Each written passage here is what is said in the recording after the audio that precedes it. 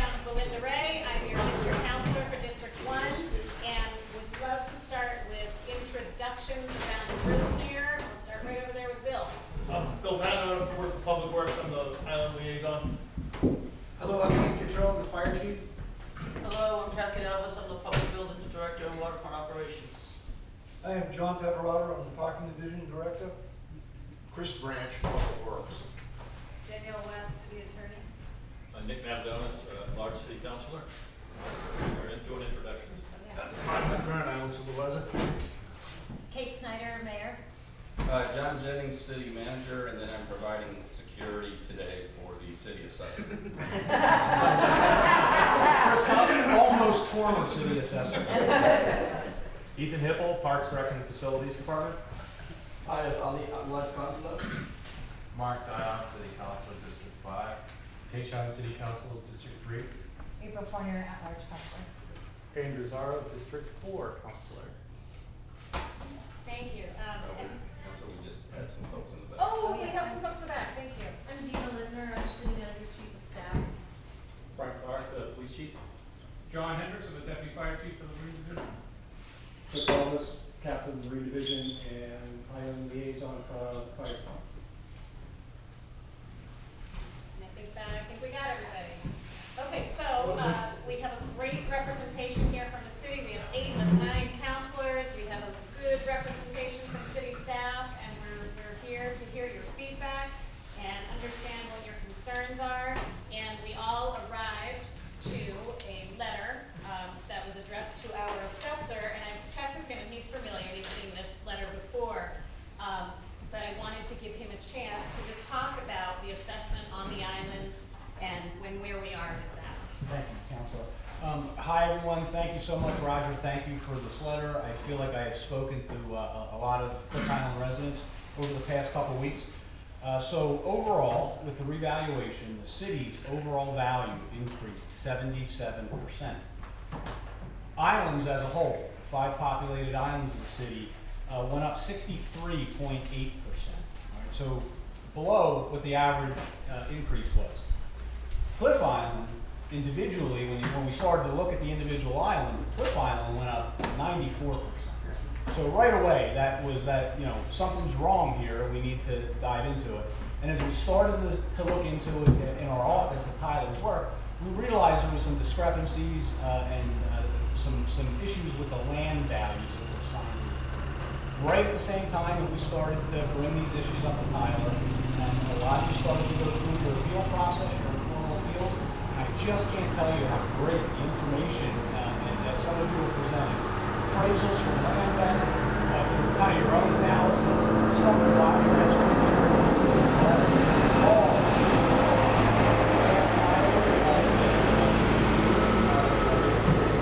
evaluations, and they certainly agree. Obviously, as this sticks out to all of us, it also stuck out to them. And so that process is underway. Roger has requested a representative from Tyler to come and speak to everyone at Cliff.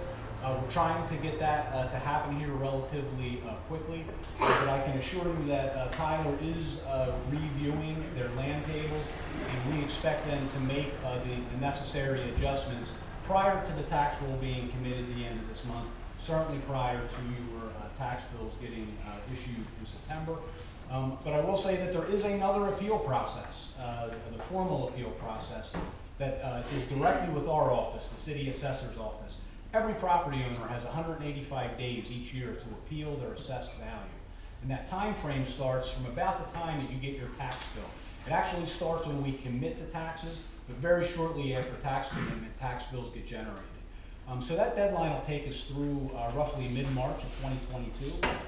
And for those of you that don't see the lower value in your tax bill that you are anticipating, we recommend that you appeal directly to our office in that 185-day period. I certainly apologize for all of the unnecessary stress and everything that that sticker shock brought. Again, I thank everyone for bringing forth what you did to get us to identify with Tyler the need to make these changes. I've got full confidence that those changes will be made. If they're not made by Tyler, they will be made by our office directly. But first things first, we need to get Tyler to correct what their initial analysis was, and that's what we're working on. So, are there other questions for Chris? He really is a good guy, honestly. He's great. He's fielded a lot of questions. Yeah. Yes, he has been the star of the tour this time around. Well, I'll have to say publicly that my interactions with Chris and with Tyler have been A1 communication-wise. I think you found the right people to deal with potentially unhappy landowners. Yeah, Very well done. Well, no, thank you, Roger, for your help. Yes. So just to be clear, so now that we have spoken to we spoke to the Tyler people, and now we just wait and we get our bill, and then if we aren't happy with what that says, then we can go through the process. Correct. Now we just wait. Yeah, correct. Just wanted to be clear. Correct. So I will say that Tyler started their kind of secondary review of this particular issue with Cliff just yesterday. So we'll give them some time to get those, to redo their tables, get them put into our system so that we can make those adjustments. But we fully expect all of that to occur before we commit taxes at the end of this month. Thank you. And obviously, again, when we see the islands as a whole, 63% increase in value, well below the 77% where the city was. A lot of island residents are seeing a tax decrease. But then when we started to break the islands out and we see Cliff Island, 94%, wait a minute, something there isn't, that's something there is not right. And again, we kind of started to see this at the same time that you folks in your appeals, and I do appreciate the feedback, and particularly those LandVest appraisals. Those things, those were wonderful, and I appreciate all of you that have shared them with us. I know another issue that Roger raised recently that I saw in an email was about cell service on the island and trying to improve cell service. And we don't have a role in terms of the cell service itself, but I wanted to give Chief Gautreaux a chance to talk about a new tower that might help. Sure. So just recently, Cape Elizabeth has erected a tower for our radio system. Our radio system serves 3 communities, Portland, South Portland, and Cape Elizabeth. It's a regional PSAP.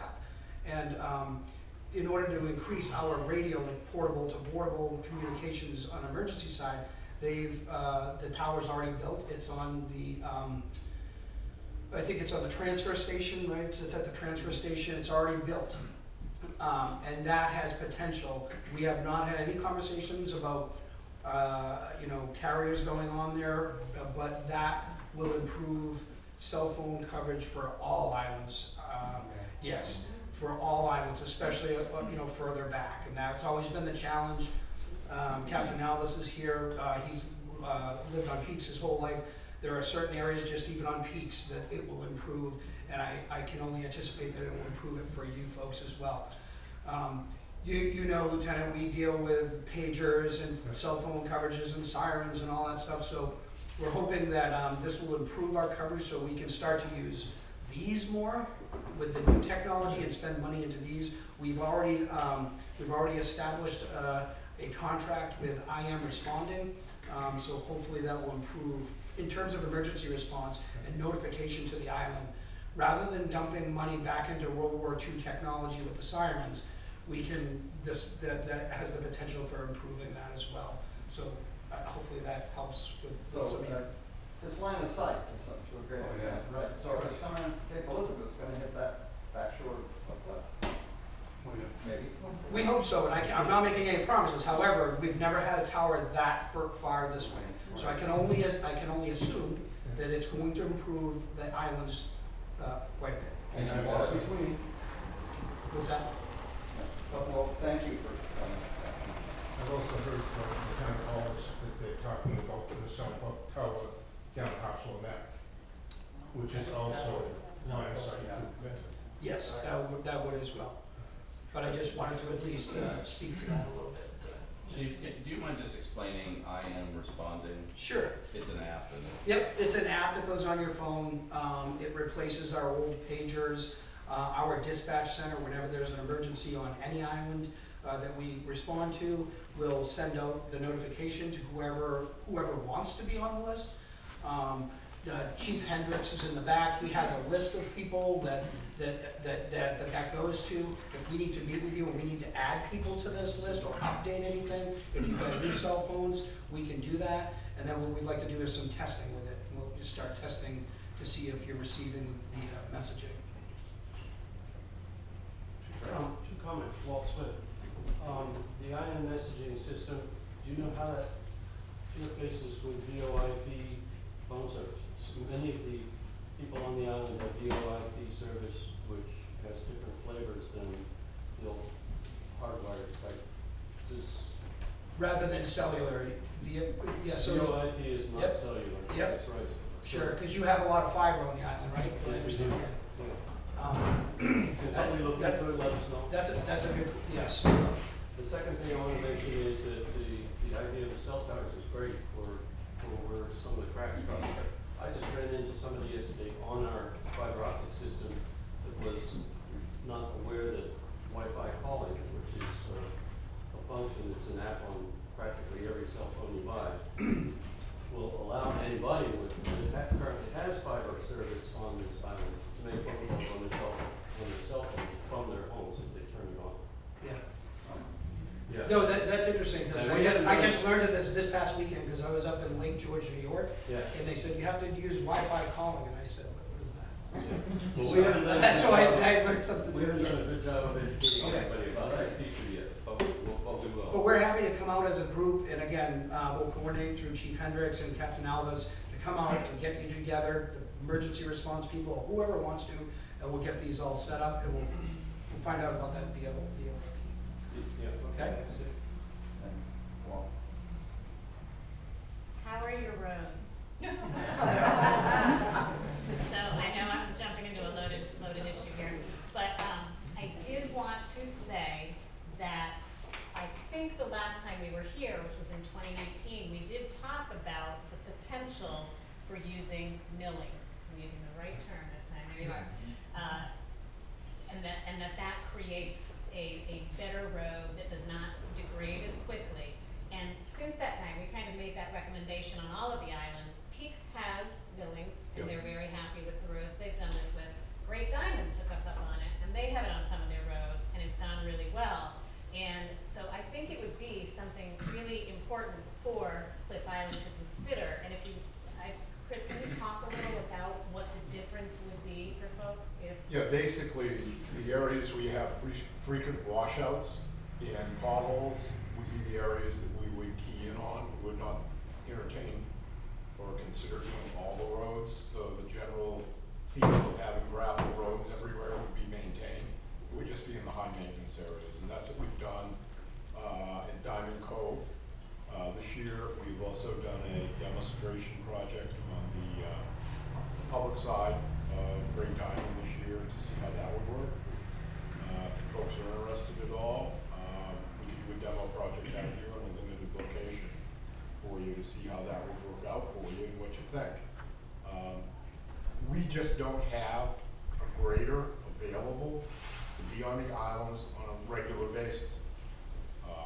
We rent a grader for about 2 to 2.5 months a year during the summer, and we do the best we can with what we have. After that, we're using a backhoe loader or a loader to do the repairs, and they just don't do that great a job. I think what you'll find people find here disappointing is we saw that rental grader parked here for 6 weeks last year and did not move. And it's our tax money that rented it, and we're disappointed when we see it misused by parking it and not using it. I guess the reason that happened was because of the fact that we had other issues on other islands that we had to deal with that we didn't plan on. Right. And I understand that, but from a taxpayer resident position, it's uncomfortable to look at. No, I understand. I wish I'd known about it last year. It didn't sit there for 6 weeks. That's been consistent throughout the years. Last year we dealt with COVID. Last year was a hard year for everybody. We had to figure that out. We did as much as we possibly could with what we had to work with. Staffing was altered because of COVID. So everybody suffered. Oh, right. Worldwide, not just Cliff Island. Right. Okay? We do a pretty darn good job in over here. And the equipment sits, yeah, it may sit there for a day or 2 or 3 days, but it doesn't sit for 6 weeks. I guarantee you that. Okay, so I knew that I was, I think we can push this to I knew that I was jumping into a tough one here, but I did just want to kind of put that out there because I do think that if we look at the millings, just in limited areas, you still have the feel of the gravel roads and it might improve things. And the only reason we haven't done it is because we want community buy-in before we do it. So if we can get buy-in to do a demo project so you can see what it's like, then maybe we can do it in other locations and hopefully that will be a big improvement to the roads. Because I know you've taken me on the rides, I know we need some work. Yeah, Marty took a bunch of time to show me what it looks like on peaks, which I appreciated. And I think we almost got to the point where we might have given it a try here 2 years ago. And so I think in consulting with some of us, we'd like to give it a try in a select place. Yeah. And the point of my last letter to you guys is to just address a certain segment of our roads at a time. And don't try to spread it out any further than that. Let's see how that works. We're not expecting 2.5 miles of road to look different. Let's go to 1 or 2 sections. Give it a try. Yep. We had a question in the Sorry, back. I'm a little frustrated. I've been here for 10 years, and there are parts of this island that have never been graded. The roads have never been graded in 10 years. So you can't tell me that it's been out here and we've done a really good job grading the roads, because there are huge parts of this that have never been graded in the 10 years that I've been here. There's erosion that's happening every time it rains. You go to the hall down here, you go to the cove down here, and it is mud out in the water. It is not like it's a little bit of sand. It is muddy water. And so to suggest to me that they've been graded, that the roads have been well maintained, is not a fair statement. Every time it rains, there is huge amounts of material going into the oceans. And so on a regular basis, the road needs to be maintained. And so if we can only get the grader here for 2 weeks, it needs to run that entire 2 weeks every day. And it is never happened. There is no year where that grader has come out here and it has run the entire time it's been out here, or even the majority of the time that it's been out here. It's very frustrating. I definitely. I'd like you to point out the roads that haven't been graded to the. Okay, I don't wanna get in, nope, we're not gonna do that. We aren't. Thank you. It is important for you to speak, it's important for us to hear that. And I think that's one reason I jumped onto this topic, because I wanna make sure that we do find a solution. And I do know that, I have heard our public works director before say that, yeah, gravel roads are really tough. They really are. And so that's why I think that this millings piece could help, particularly in the areas where there are the big washouts. I know you're frustrated, and I'm not saying don't be frustrated, and I'm not trying to make up for past issues. I'm trying to say, let's see if we can try this, and if it's gonna make an improvement, and then maybe we can spread it out, and hopefully it's going to get better. I hear your frustration.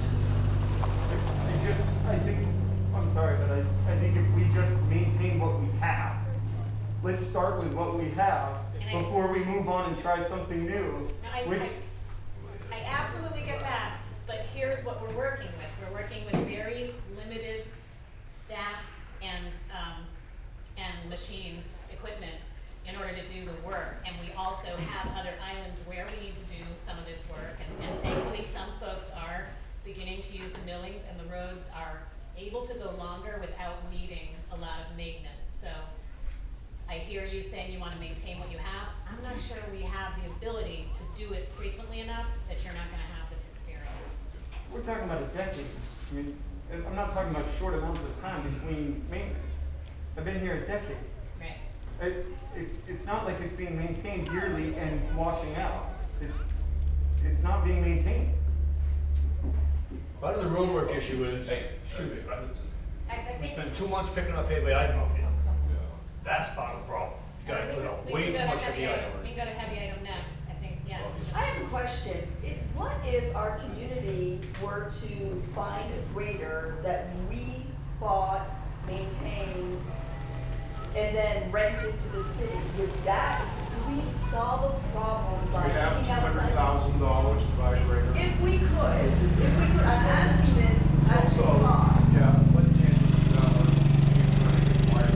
Yeah, well, that's what I'd like to know. What would it involve? I haven't researched this specific issue, and I'm Danielle, Mr.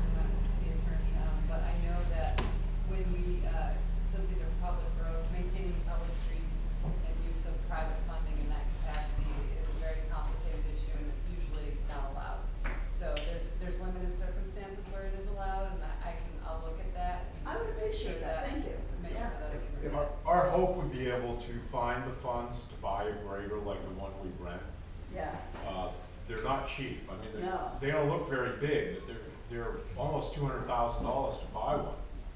You can buy a large grader like we have on the mainland now. New is almost $500,000.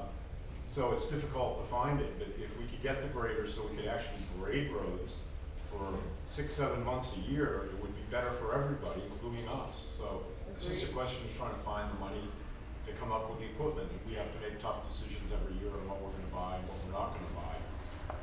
And it would be great if we could get that money to do that.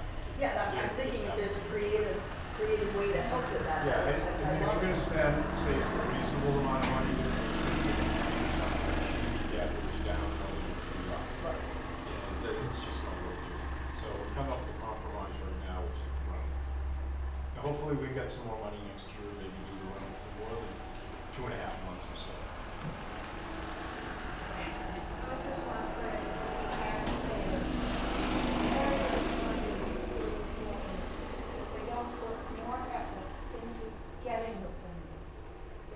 To be many ways to get funding, and if it's 200,000, that's a drop in the bucket for some things that go on. And this has been going on, like Ben said, more than 10 years. And most of the problem starts with the edges of the road that have been shifted over by use, never maintained ditches or culverts. I can tell you where every culvert is on this island because I've lived here most of my life. But they don't get replaced, they just get buried. And instead of the water running off the road into the gutters, it's running down the road. Grading isn't gonna help if you don't fix those sides of the road. And that's just my general, no knowledge opinion of engineering. But it makes common sense. And I think it's time the city finds the money somewhere. There's gotta be a kitty somewhere that will help us because we desperately need it. It's been too many years of these roads eroding. And for them to tell us they're maintaining them is false. That's it. Thank you. Thank you, Betty, and I saw that, Marty, please. I saw that Bob had his hand up back there too. Bobby, was your hand up? Mine? Yeah, did you have your hand up? Oh, I was just gonna say, we do have a full-time employee of Public Works down here. And if any time the grader's down here, and he was trying to put some training for him in there, when the grader sits here, which it has every single time it's been down there, spends most of its time sitting over here. He could be taking it out and using it, it seems to me. Maybe he's not the right class or something, but he should be trained to do it, and then you don't have to find people from town to come down and do it. As far as I know, we're just using people from Peaks. Or where they're from, they're not from here, and if Bill could be trained, I'm sure he could be without too much trouble, there's not a whole. Yeah, and one of the things that we did this year as part of the budget process is we were able to get the council to approve in this budget a new position in Islands, which is an additional position, which can help with some of these issues. The problem we've got right now is we can't hire anybody to fill the position. We're working on it right now, and we've got a couple of candidates we hope we can hire, which is unusual. Right now at Public Works, my vacancy rate is over 15%, and we can't find candidates. So it's tough to find people. You read about it in the restaurants, but it's everywhere. Nobody can find people to work for them. Chris, what did you say the starting pay was? $22 an hour, plus full benefits, and we can't find people. Well, Bill has been hired and he's working. Yeah, no, I agree. Train him to use the grader. Right. It can be used for the whole month that's sitting here. Be able to do the whole place. I'm a summer person, and my wife's family's been coming here over 100 years, and my wife and I over 50 years now. And I can vouch for what all these people are saying. We spend 3-4 months a year here, and these roads have progressively gotten worse and worse and worse and worse every year. In fact, they're the worst now that I think I've ever seen them. I pay an enormous amount of taxes here. I mean, it's ridiculous. I mean, over twice what I pay in my home in Montana, on an annual basis, and I use it for 3 or 4 months a year. What portion of my taxes, which would pay a substantial amount towards a grader, is allocated for road maintenance here? Well, so taxes don't get out, like, when you pay your taxes, it's for the whole city, right? And it goes into the general fund, and we don't use Cliff Island taxes on Cliff Island, we don't, everybody pays, and then we disperse, and we try to serve the whole city. And I have percentages here of how much of the city budget each island makes up, and Cliff Island makes up 0.5% of the overall And how city much is budget. 0.5%? How much is that in terms of dollars? Yeah, it's about $1 million, 0.5% of the city budget. But $1 million?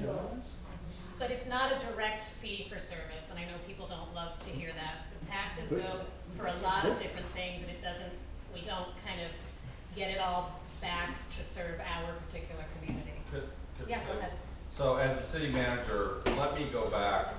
We've certainly heard you on the grading of the roads, the equipment and so forth. So I will go back to staff and we will figure this out, and we will definitely have a solution in place for this as soon as possible. Because I've heard this now, this is my last time I'm going to be with you. That I am leaving the city, and I will, well, I'm not retiring, but I am, And so I'm always about a person who just likes to get things done and fixed, but I've heard this from the very beginning. So obviously, there's a major disconnect between what you're saying and what we're doing. And so that's gotta be fixed, and I promise you that for whatever time I have left, I will make sure this gets fixed. Okay? Thank you. Okay. And I'm just putting one more plug in for the finance Could we ask you for a timeline for that commitment, so that we know what we could expect in terms of dates? Me staying or? Well, only from this very moment. Yeah. No, I'm telling you, this has been a long-standing issue, and for me, what I'm trying to do is trying to get a lot of stuff done before I walk out the final time, and this will definitely be one of those. John, when are you leaving? When am I leaving? When is your contract up? Oh, well, next July, but you never know. So he's not leaving next week. Yeah. So yeah, I'm not leaving next week. We hope. Next July is too late, though, just to make a point. You don't need to. We've heard you. I guarantee you, it's going to get fixed. Okay, questions back, yes. I agree with Roger, we need to try out buildings on the island, and I'm wondering what evidence of community support we need to get started. Yeah, that's a really good question. We kind of come out and get a feel for it. What would you need, Chris, to? I mean, we do with Roger quite a bit. I assume that you have a council out here. I would think you got some direction. We've already, last year, we actually agreed to, let's try the millings, but then COVID hit and things sort of we can work shell. with you guys and figure out what we can commit and mobilize and get So something we out. talked about doing Emhart Street and maybe Jim's Hill, those places that have a heavy washout. So when might we expect focus on that? One of the problems we have is we've got to transport. So I know right now, I think the large barge is still out of the water, but I would suspect maybe late August. Does that sound reasonable, or we have to wait till September? When you think it's, the people and the material look like they're about to come, please. Oh, we'll let you know. We'll know way ahead of time. And so we can get together. And the thing is, we have the millings in stock. We have vehicles that we can haul the millings with to get them here. And then we'd stockpile them, and then we'd mobilize to get the crew here to put them down. Okay. Yes. Yes. I just want to talk a little bit about parking. Okay, that's another favorite topic. I know what it is. So I'm on the waiting list for a couple of parking lots. I do have a sticker on the car, so I'm depending on that. But the lottery that you did for the 50 parking spaces, awesome idea. Unfortunately, I didn't get one, but you did. You're celebrating. I did. So I'd like to know, like, if you're going to be continuing that into the winter, if you foresee maybe adding a few more spaces, if like what the parking plan is, because I think that utilizing the parking lot that generally sits empty until it snows would be an awesome asset for if you could, a few more spaces, or because as I said, I'm on a waiting list in a couple of places, but it's just been hugely frustrating. So I'm not even trying, but yeah, if you could speak to that, it would be awesome if you could continue that program or add more, or. Okay, John's gonna take it away. Yeah, so thank you for the kind comments. It was something that Dina Libner back there and John Feverado worked very hard on. So we do, what we're seeing basically is about 35 of those 50 spaces filled. Not everyone's using them every day, so we are going to expand the number and go back out with with another lottery. You can see me afterwards. Because I hate to say this, but there's some of us. I'm not here year round, so it's a whole different situation for us in the winter. It's challenging. So I mean, I don't want to tell you what to do, but if you could consider like year-round people and not year-round people. Yeah, I was going to speak to that as well. Sorry. No, that's okay. So we are going to section off a part of it. We use that lot in the winter months for towing, because of snow towing. But I believe that we can section off a part of that for kind of that, what you're talking about, the winter, the folks that live out on the island in the winter months as well. It's a challenge, it's Yeah. so hard, you guys. Yeah. And then, we will soon be accepting a new road into the Thames Street extension. There's a potential to add some more spaces to the island residential zone there, so that will be a council discussion at the time that road is accepted by the city. And I certainly will advocate for that, and we'll see how the road goes on that one. But kind of always looking for more spaces, yes. John? Rachel, I can also tell you, the Casco Bay Garage opens up winter-only parking spaces. Yeah, and you know, I gotta tell you, the Casco Bay Garage, these people are incredibly difficult to contact. I've tried emailing them, everything bounces back. We tried calling, it's an answering service. Because I've been on a waiting list for years. Right. And I wanted to touch base and update and I cannot get in touch I'll with give them. you my contact information, send me an email. That would be Have them awesome, contact. because it's really, it's been a huge frustration. And I also believe the Cumberland County Garage has spaces for it. That's the one on, which one is that? Right next to the police station. Oh, yeah. I'd like to do something to try to level Marty's blood pressure. Okay. Go That's for all it, right. go for it. And bring up blood pressure. Oh, that's not gonna do it. Everything that I've heard Marty argue about that is absolutely true. Problem is we're dealing with humans. And human nature, people say, they send out the notice, have it out by this date, and if not, too bad. Well, when everything doesn't get picked up within 2 hours of the end of that date, people say, oh, I can still put stuff out. If their street gets cleaned, they know they haven't done the other side of the island, oh, I'll take my junk over there and add to the pile there. And it just snowballs, and they can never catch up. A few years ago, though, and I'm thinking, you might remember this, Marty, probably 6 or 7 years ago, you guys were in and out of here in like 2.5 days. Right. 2.5 days, and it was done. And all the people thought, oh, but I'll sneak my stuff in later, I won't bother putting it out until later. They were out of luck. And the way I'm looking at it is, as we're dealing with humans, they're gonna try to get away with whatever they get away with. So probably the only solution is some way to just blitz it and get it done as quick as possible. And we tried that. Why don't we just go around, put up some stocks down in the square, you catch somebody doing it. Some type of deterrent. All right, I think Betty has something to add there. People tend to, particularly summer visitors, don't seem to listen to look at the directions, and they just throw things out in the road, the little items that could be put into the regular trash. Every time they do that, somebody's gonna pick all that stuff up. That takes more time. So I think we need to notify people here. We do, that's our job. We have got to do that because it is taking the city long.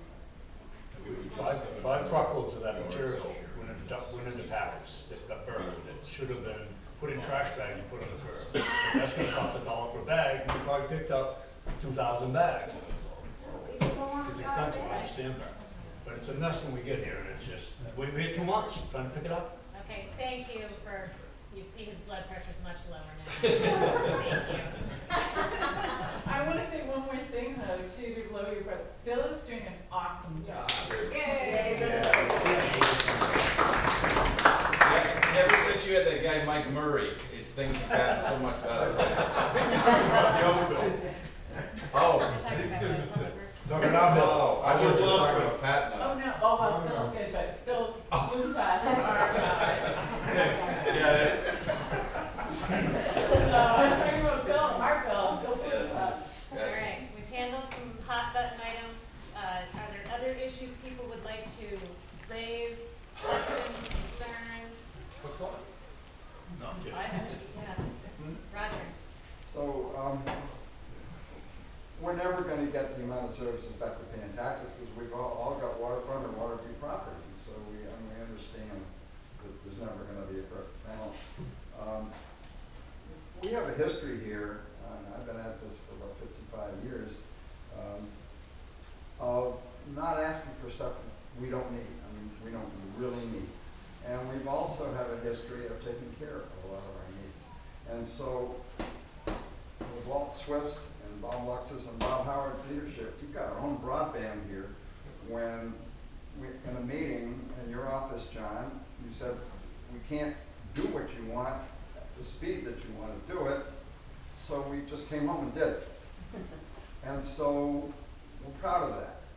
And also, we have built a wellness center that I'd like Cheryl to talk about in just a little bit in here, so that with telemedicine capability, so there are things that we will always first try to take care of ourselves. We really pride ourselves on that. We're the farthest neighborhood out in the city. We don't expect you to be dropping by every day, or even once a week, or whenever. When we ask for something, like road repairs, which has been aggravating us for a very, very long time, and which is fixable, it's addressable, it's absolutely fixable. We just like you to listen to say, to our saying that we're not looking for a whole lot of stuff, we're looking for stuff that's really important to us. And the rest of it, we've tried to take care of ourselves on our own dollar.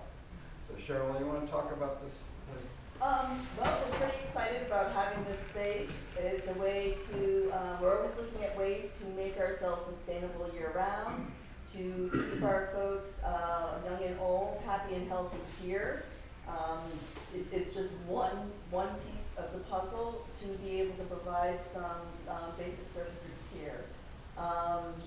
We hope to bring not only telemedicine here, but also Maine Med has come down to some of the other wellness centers. They're as far as Long Island now, to be able to come out here once we have the space finished. Again, just to help people stay here longer, happier, healthier, and keep ourselves going as a year-round community. You might also hopefully be pleased to hear that there's 15 year-round islands up and down the Maine coast, from Peaks Island to Frenchboro, Long Island. That's about 125, 130 mile stretch. The definition of a year-round island is going to school.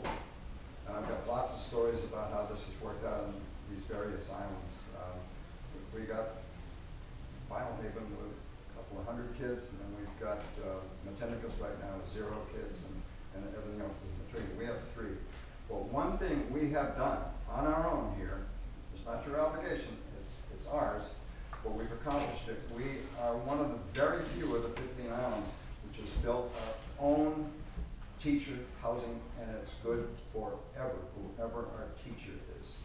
In the past, we've had if a teacher, like Pam, wherever you are, doesn't have their own home on the island, the teacher typically has to rent a house from September to June and then leave. And so now we have guaranteed teacher housing, and it's state-of-the-art. It's as modern as it possibly can be under Cheryl's and David's leadership. And so we're proud of that. And again, to the point, we want to take care of our needs first on our own labor and our own budget. So when we come to you and say, please fix our roads, we really need it and we really mean it. So we don't have our hand up. We want to sustain our island ourselves.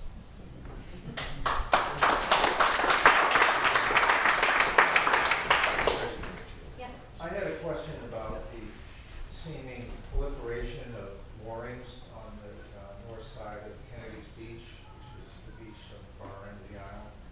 And it seems to me that if the residents here are being tithed on the basis of having the ambiance of waterfront property, that if these moorings are being sold at the same price that a resident, whether they're commercial fishermen or a person that needs a mooring for transportation to and from the mainland, that should be, there should be a differential in the moorings that residents, that are taxpayers in this island pay, and what a person that wants the ambiance for the same dollar amount for mooring. It has all, all the same ambiance when they're sitting on their mooring. And it just doesn't seem equitable. And I think that I can't believe that each year there's another mooring out there, and it just doesn't seem fair. If they're paying the same amount that a resident that needs mooring on the island for either their commercial work as fishermen or to access the island off hours, it should be a differential in the fees for those moorings. Are they even city authorized moorings? Well, so I believe they are authorized by the Harbor Commission, which is not, it's a combination between. If they have $1 million view sitting off their mooring, they're not paying a penny for it.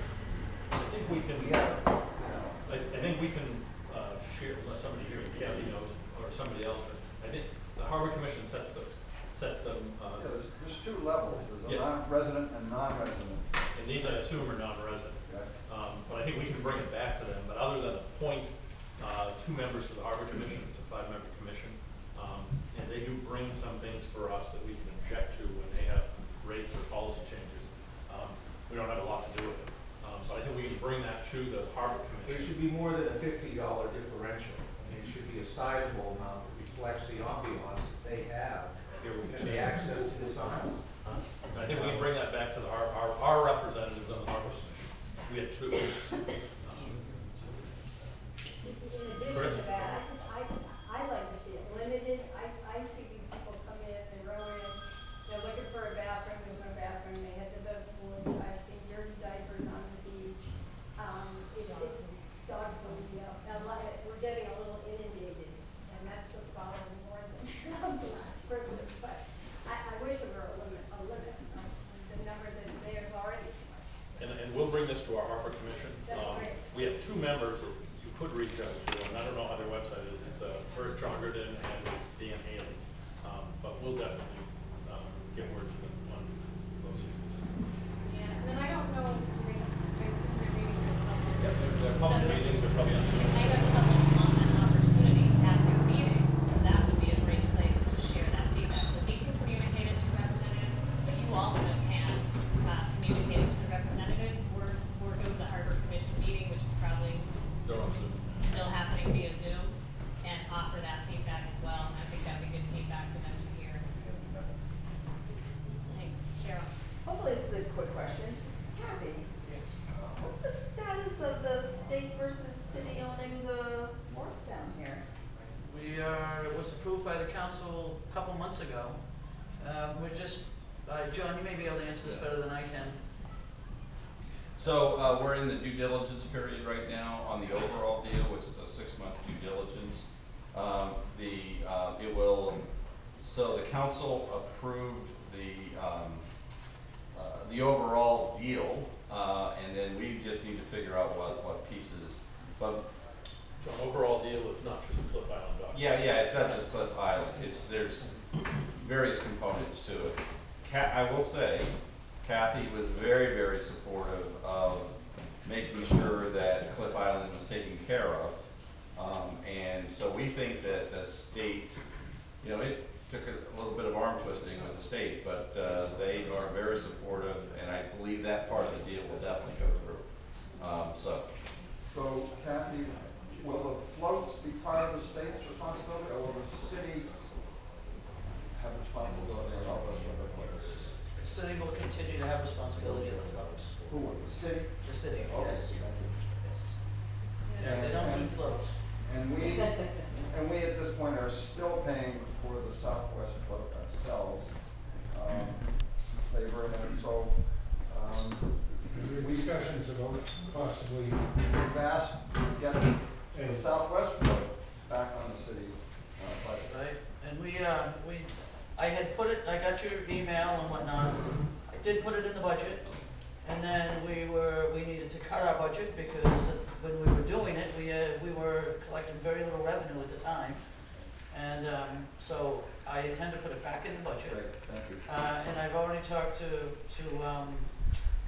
Wayne Duffett about pulling out the plans that we did on the east side. Yep, Yeah, and, so that's what it is. Great, thank And you. I did look into that was big grant, I believe we did that on the big grant, program. The funding for that is like 3 years away. Grants are wonderful, I don't have time to wait for grants, so I'm gonna put it back into the budget. This is a conversation I hear just about every day, But that float price has gotta be chump change. Not to replace it, but to haul it out and put it back in and maintain it.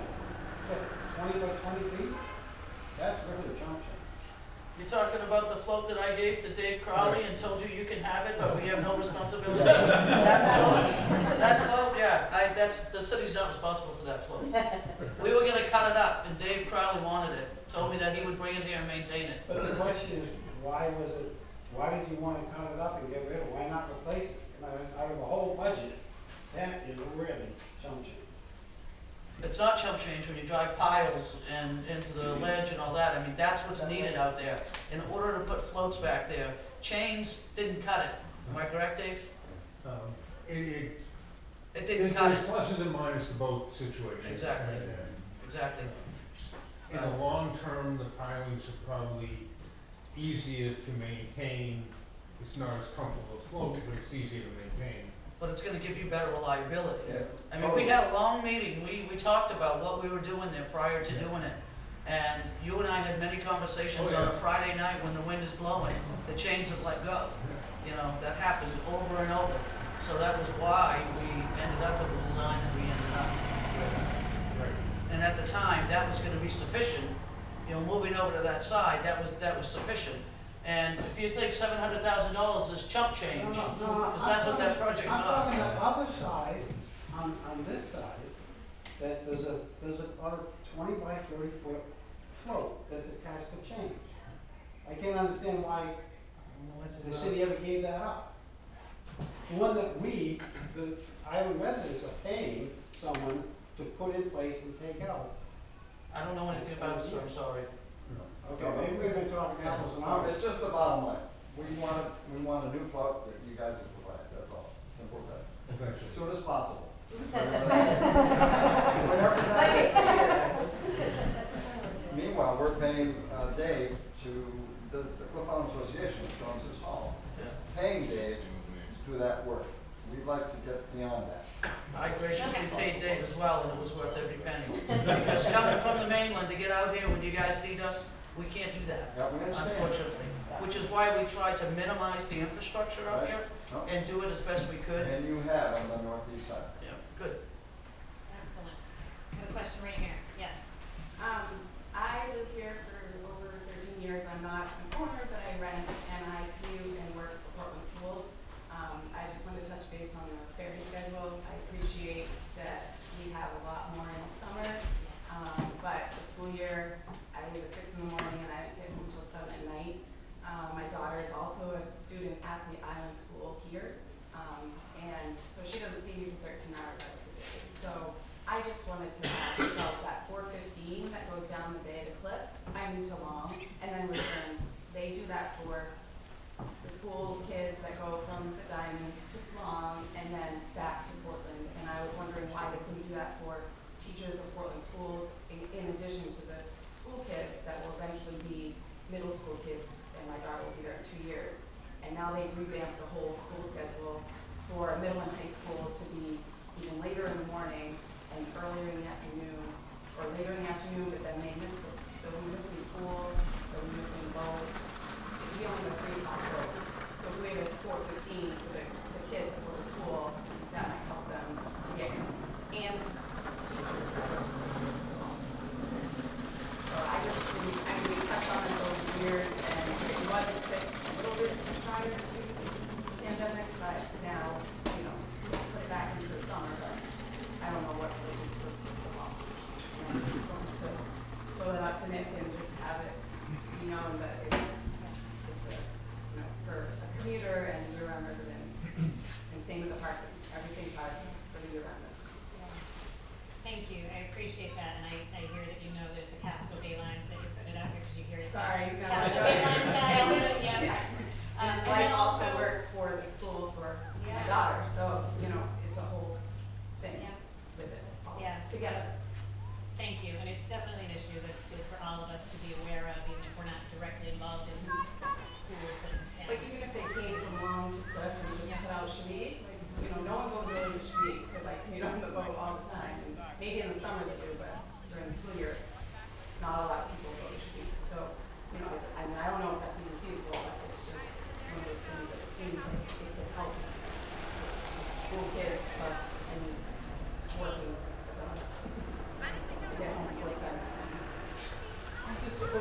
communication between the school and the ferry line for these kids who are either sitting in the ferry in the morning, at the terminal in the morning, or like getting pulled out of school.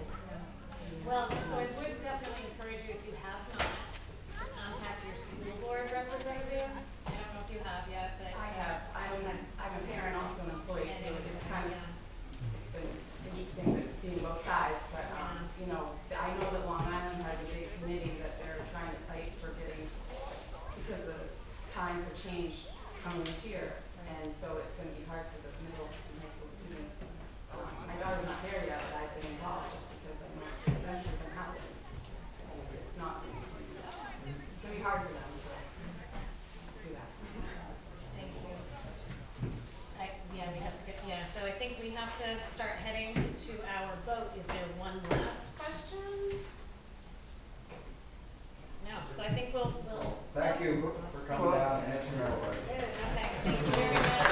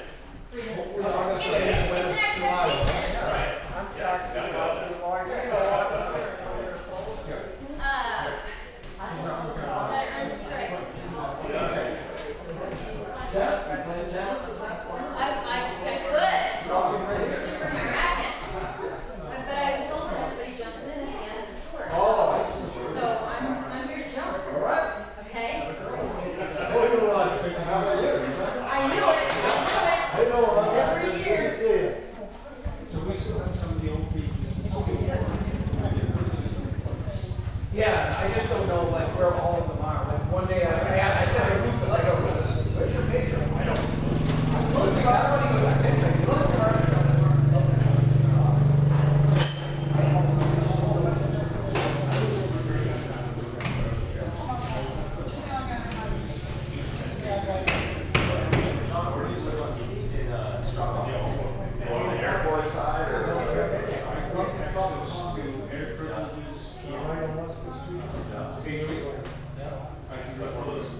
Back up against like the forward. Well, he doesn't have a driveway. Yeah, we're just walking. I have one that's I love to go